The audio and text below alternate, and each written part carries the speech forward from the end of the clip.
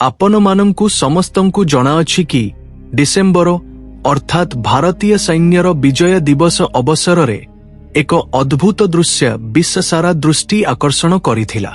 दिल्ली रे भारतीय सैन्य प्रधान उपेंद्र द्विवेदी जिंको घर बाहरे भारतीय सैन्य एक विशेष मॉडल प्रदर्शन करिथिला। एहा साधारण प्रदर्शन नुहे, किंतु एहा सीधासळख भारतर सामरिक शक्ति एवं शत्रुमानंको षडयंत्रकु उत्तर।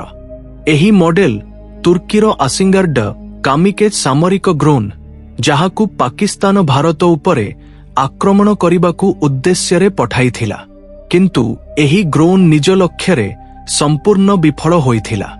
भारतीय सैन्यर आकाशतीर एयर डिफेन्स सिस्टम एहाकु आकाशरे ही निर्वीर्य करिदेइथिला। आक्रमण विफल होइथिला एवं भारतकु कौनसी क्षति होई नथिला। परवर्ती समय रे भारतीय सैन्य एही तुर्की ड्रोन रो अवशेष को निरापदरे निज पाखरे रखिथिला। पूर्वरु चीनर मिसाइल अवशेष को रखिथिबा परी उचित समय आसिला परे सैन्य एही ड्रोन भागगुड़ी को मीडिया एवं साधारण लोकंक सम्मुखरे प्रदर्शन करिथिला। एहाकु युद्ध ट्रॉफी भाबे देखाइथिला, जहा द्वारा विश्व देखिपारिब भारतीय एयर डिफेन्स केते समर्थवान। एही प्रदर्शन केवल प्रजुक्तिगत प्रदर्शन मात्र नुहे, किंतु एथिरे पाकिस्तान एवं तुर्कीर सहयोग को मध्य स्पष्ट भावे उन्मोचन करिथिला।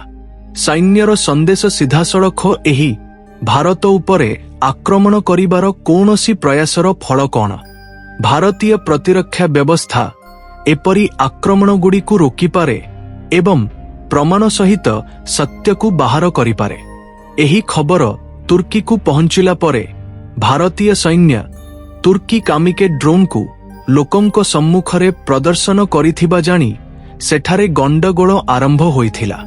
तुर्की वैदेशिक मंत्रणालयरू प्रतिक्रिया आसीथिला एवं वैदेशिक मंत्री हाकान फिदान एक विवृत्ति जारी करिथिले। से कहिथिले जे भारत तुर्की को अपख्याति करिबाकु चेष्टा करिबा उचित नुहे।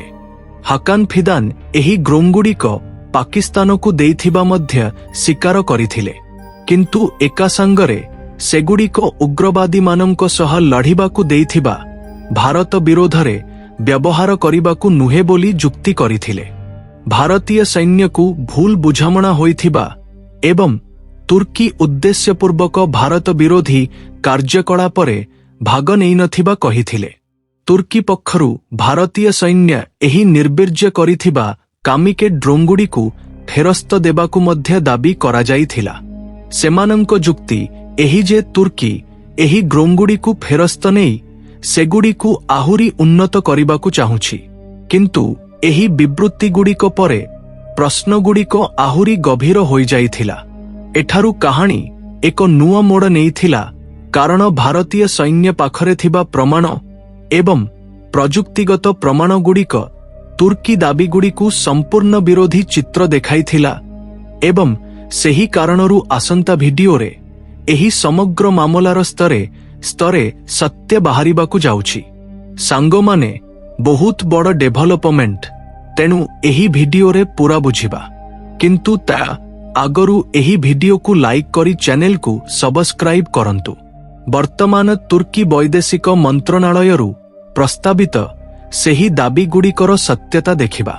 तुर्की एपरी कहुछि जे एही ग्रोंगुड़िक पाकिस्तान को बहुत पूर्वरु देइथिबा एवं सेगुड़िकर व्यवहार केवल उग्रवादी मानंक विरोधरे मात्र, किंतु भारतीय सैन्य पाखरे थिबा इनपुट एवं प्रजुक्तिगत प्रमाण गुड़िक एही कहानी को संपूर्ण मिछ बोली प्रमाण करुछि। भारतीय सैन्य अनुजाई एही कामिके ड्रोन गुड़िक कौनसी पुराना स्टॉक भाग नुहे। एगुड़िक भारत पाकिस्तान मध्यरे सामरिक उत्तेजना समय रे जरूरीकालीन क्रय अधीन रे पाकिस्तान को पहुंचीथिला। एही डेलीभरी साधारण कार्गो फ्लाइट द्वारा नुहे, किंतु हेरक्युलस भली सामरिक विमान द्वारा करा जाइथिला। एहार सीधासळख अर्थ एही जे एही सप्लाई पूरा योजना सहित करा जाइथिला। केवल ड्रोन गुड़िक नुहे, सेगुड़िकरे व्यवहृत विस्फोरक पदार्थ गुड़िक मध्य एका समय रे ପାକିସ୍ତାନକୁ ସରବରାହ କରାଯାଇଥିଲା। ସୈନ୍ୟ ଅନୁଯାୟୀ ଏହି ଡ୍ରୋନ୍ଗୁଡ଼ିକ ଏପରି ଡିଜାଇନ କରାଯାଇଛି ଯେ ଘରୋଇ ଅଞ୍ଚଳଗୁଡ଼ିକୁ ପ୍ରବେଶ କରି ଅଧିକ କ୍ଷତି କରିପାରିବ। ଅର୍ଥାତ୍ ତୁର୍କୀ ଏଗୁଡ଼ିକ ଭାରତ ବିରୋଧରେ ବ୍ୟବହାର ହେବ ନାହିଁ ବୋଲି କହିବା ସମ୍ପୂର୍ଣ୍ଣ ଖାଲି ବୋଲି ପ୍ରମାଣିତ ହେଉଛି। ଏହି ଡ୍ରୋନ୍ଗୁଡ଼ିକର ଉଦ୍ଦେଶ୍ୟ ଉଗ୍ରବାଦ ବିରୋଧରେ ଲଢ଼ିବା ହିଁ ଯଦି, ତେବେ ସେଗୁଡ଼ିକୁ ଭାରତ ସୀମାରେ କାହିଁକି ପଠାଯାଇଥିଲା ଏବଂ ତାହା ମଧ୍ୟ ଏକାଥରେ ଅନେକ ଡ୍ରୋନ୍ ପଠାଇ ଏହି ପ୍ରଶ୍ନ ତୁର୍କୀ ବିବୃତ୍ତିକୁ ନିନ୍ଦା ଆଗରେ ଠିଆ କରୁଛି। ଭାରତୀୟ ଏୟାର ଡିଫେନ୍ସ ସିଷ୍ଟମ ଏହି ଡ୍ରୋନ୍ଗୁଡ଼ିକୁ କିପରି ଟ୍ରାକ୍ କରି ଆକାଶରେ ହିଁ ନଷ୍ଟ କରିଥିଲା ତାହା ପ୍ରଯୁକ୍ତିଗତ ଭାବେ ରେକର୍ଡ ହୋଇଛି। ଆକାଶତୀର ଏୟାର ଡିଫେନ୍ସ ସିଷ୍ଟମ ଏହି ଡ୍ରୋନ୍ଗୁଡ଼ିକର କମ୍ ଉଚ୍ଚତାରେ ଉଡ଼ାଣ ରଣନୀତିକୁ ମଧ୍ୟ ପ୍ରଭାବହୀନ କରିଦେଇଥିଲା। ରାଡାର ନେଟୱର୍କ ଏବଂ ରିଅଲ ଟାଇମ୍ ଡାଟା ସେୟାରିଂଙ୍କ କାରଣରୁ ଏକା ଡ୍ରୋନ୍ ମଧ୍ୟ ନିଜ ଟାର୍ଗେଟକୁ ପହଞ୍ଚି ପାରିନଥିଲା। ଏହା ସେହି ସିଷ୍ଟମ ଯାହା ପୂର୍ବରୁ ମଧ୍ୟ ଅନେକ ଥର ଶତ୍ରୁ ପ୍ରଯୁକ୍ତିକୁ ବିଫଳ କରିଛି। ବର୍ତ୍ତମାନ ଭାରତୀୟ ସୈନ୍ୟ ଏହି ପ୍ରମାଣଗୁଡ଼ିକୁ ଲୋକଙ୍କ ସମ୍ମୁଖରେ ଉନ୍ମୋଚନ କରୁଥିବାରୁ ତୁର୍କୀ ବୈଦେଶିକ ମନ୍ତ୍ରଣାଳୟ ଭୟଭୀତ ଦେଖାଯାଉଛି। ସେହି କାରଣରୁ ବର୍ତ୍ତମାନ ଭାଷା ବଦଳି ଯାଇଛି ଏବଂ ପୂର୍ବରୁ ଖଣ୍ଡନ ପରେ ସ୍ପଷ୍ଟୀକରଣ ଏବଂ ବର୍ତ୍ତମାନ ଡ୍ରୋନ୍ଗୁଡ଼ିକ ଫେରସ୍ତ ଦରକାର ବୋଲି କଥା। ପ୍ରକୃତରେ ଏହି ଚାପ କାରଣ ତୁର୍କୀର ଅସ୍ତ୍ରଶସ୍ତ୍ରର ବିଶ୍ୱସନୀୟତା ଉପରେ ପ୍ରଶ୍ନ ଉଠିଛି। ତୁର୍କୀ ପାଇଁ ଏହା କେବଳ କୂଟନୈତିକ ସମସ୍ୟା ନୁହେଁ, କିନ୍ତୁ ବଡ଼ ପ୍ରତିରକ୍ଷା ନିର୍ଯାତ ଧକ୍କା ମଧ୍ୟ। କାରଣ ଯାହାକୁ ନିଜ ଶକ୍ତି ବୋଲି କହି ବିଶ୍ୱକୁ ବିକ୍ରି କରୁଥିବା ଡ୍ରୋନ୍ଗୁଡ଼ିକ ଭାରତୀୟ ସିଷ୍ଟମ ସମ୍ମୁଖରେ ସମ୍ପୂର୍ଣ୍ଣ ବିଫଳ ହୋଇଛି ଏବଂ ଏହି ସତ୍ୟ ବର୍ତ୍ତମାନ ଧୀରେ ଧୀରେ ବିଶ୍ୱସାରା ସମ୍ମୁଖରେ ଆସୁଛି। ବର୍ତ୍ତମାନ ଏହି ସମଗ୍ର ଘଟଣାକୁ କିଛି ବିସ୍ତୀର୍ଣ୍ଣ ଦୃଷ୍ଟିକୋଣରୁ ବୁଝିବା ଆବଶ୍ୟକ। ତୁର୍କୀର ଚିନ୍ତା କେବଳ ନିଜ ଡ୍ରୋନ୍ଗୁଡ଼ିକ ଭାରତୀୟ ସୈନ୍ୟ ଦ୍ୱାରା ଖସାଇ ଦିଆଯାଇଛି ବୋଲି କାରଣରୁ ମାତ୍ର ନୁହେଁ। ପ୍ରକୃତ ସମସ୍ୟା ଏହି ଯେ ଏହି ମାମଲା ଅନ୍ତର୍ଜାତୀୟ ମଞ୍ଚରେ ତୁର୍କୀର ଭୂମିକାକୁ ନିନ୍ଦା ସମ୍ମୁଖରେ ଠିଆ କରୁଛି। ଏକ ପାଖରେ ତୁର୍କୀ ଶାନ୍ତି ଏବଂ ସମାନତା ବିଷୟରେ କଥା କହୁଛି ଏବଂ ଅନ୍ୟ ପାଖରେ ଭାରତ ବିରୋଧରେ ବ୍ୟବହାର ହେବାକୁ ଅସ୍ତ୍ରଶସ୍ତ୍ର ପାକିସ୍ତାନକୁ ଦେଉଛି। ହାକାନ ଫିଦାନଙ୍କ ନାମ ଭାରତୀୟ କୂଟନୀତିରେ ନୂଆ ନୁହେଁ। ଏହି ସେହି ନେତା ଯିଏ ସିନ୍ଧୁ ଜଳ ଚୁକ୍ତି ବିଷୟରେ ଓଆଇସି ମଞ୍ଚରୁ ପାକିସ୍ତାନକୁ ଖୋଲାଖୋଲି ସମର୍ଥନ ଦେଇଥିଲେ।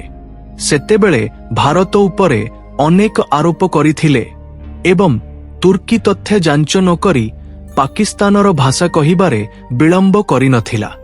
ବର୍ତ୍ତମାନ ସେହି ତୁର୍କୀ ପ୍ରମାଣ ସହିତ ଧରାପଡ଼ିଲା ପରେ ଟୋନ୍ ସମ୍ପୂର୍ଣ୍ଣ ବଦଳି ଯାଇଛି। ଭାରତୀୟ ସୈନ୍ୟ ଏପର୍ଯ୍ୟନ୍ତ ଅନୁସରଣ କରିଥିବା ନୀତି ବହୁତ ସ୍ପଷ୍ଟ। ଭାରତ ଉପରେ ଆକ୍ରମଣ ହେଲା ପରେ ଭାରତ କେବଳ ଉତ୍ତର ଦେବ ନାହିଁ, ବିଶ୍ୱକୁ ସତ୍ୟ ମଧ୍ୟ ଦେଖାଇବ। ଏହି କାମିକେ ଡ୍ରୋନ୍ଗୁଡ଼ିକୁ ଯୁଦ୍ଧ ଟ୍ରଫି ଭାବେ ପ୍ରଦର୍ଶନ କରିବା ଏହି ରଣନୀତିର ଅଂଶ।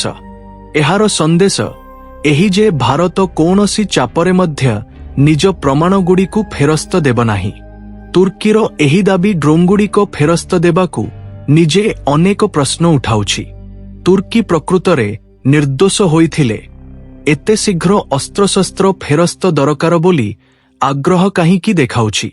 ପ୍ରକୃତ କାରଣ ଏହି ଯେ ଏହି ଡ୍ରୋନ୍ ଭାଗଗୁଡ଼ିକ ଏବଂ ସେଗୁଡ଼ିକର ପ୍ରଯୁକ୍ତି ବର୍ତ୍ତମାନ ଭାରତ ପାଖରେ ଅଛି ଏବଂ ଏହାରୁ ତୁର୍କୀର ସାମରିକ ଛବିକୁ ଅଧିକ କ୍ଷତି ହୋଇପାରେ।